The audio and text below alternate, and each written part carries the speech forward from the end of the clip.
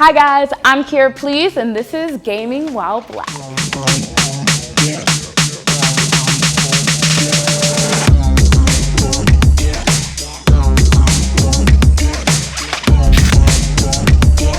very first video game I remember playing was Crash Bandicoot because my sister would always play Crash Bandicoot and I would watch her and obsess about her, and so then I obsessed about Crash Bandicoot.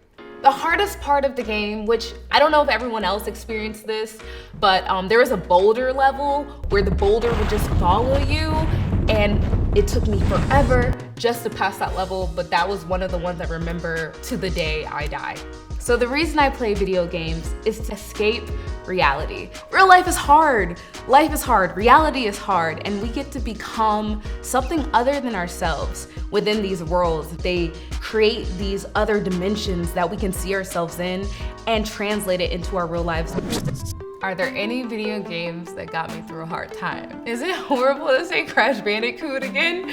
But also Tomb Raider. It was really hard to be in the time that I was playing it. And like, okay, this is gonna be bad. Dance Dance Revolution. I had the floor mat. My mom didn't like it, my dad didn't like it.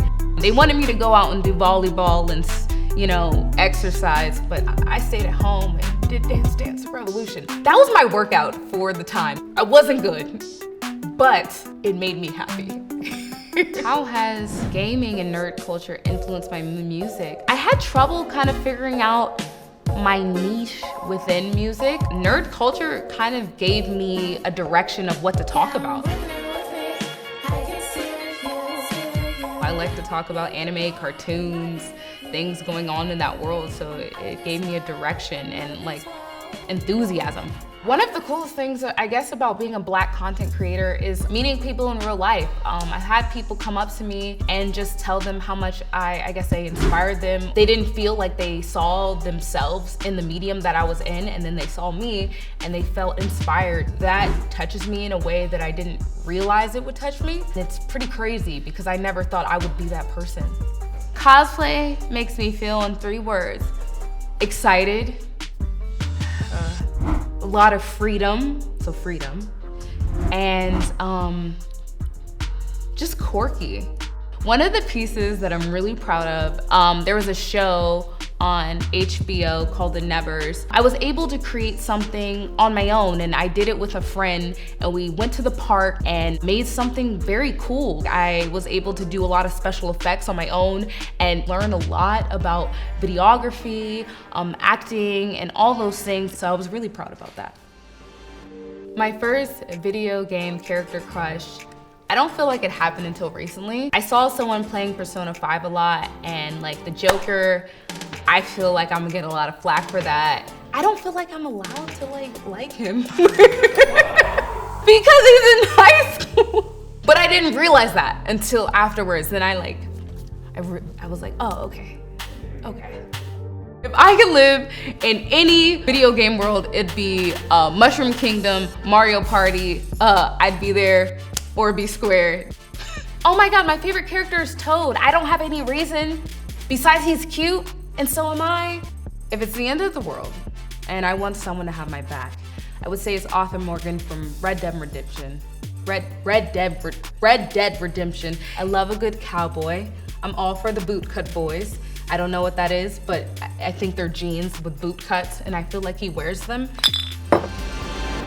Some of the challenges about being a Black content creator, I think just like people having like a window of what you can do, they limit you from what you're allowed to kind of access or cosplay or game or like be or create. A lot of people recently have broken boundaries within those realms to show people that you are allowed to extend beyond these parameters that people may give.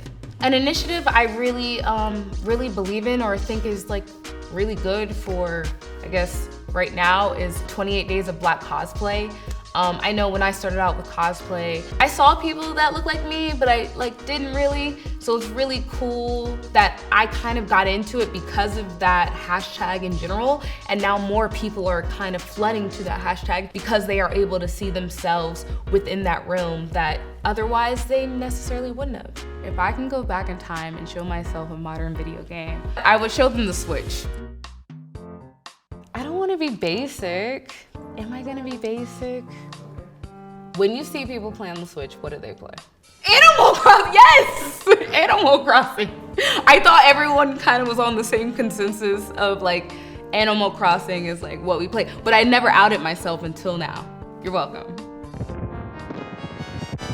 Realistically, if I was really in life, I'd probably pause and look at the whatever strategies I have. No, that's not what I would answer though.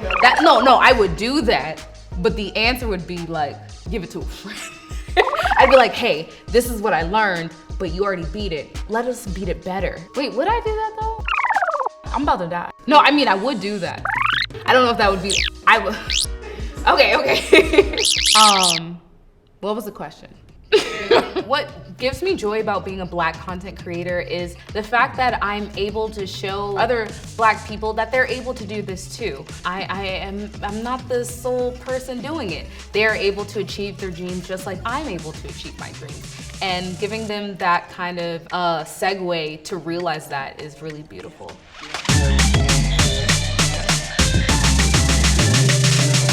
Thank you guys for watching. Please subscribe and make sure you follow us on Twitter and Instagram.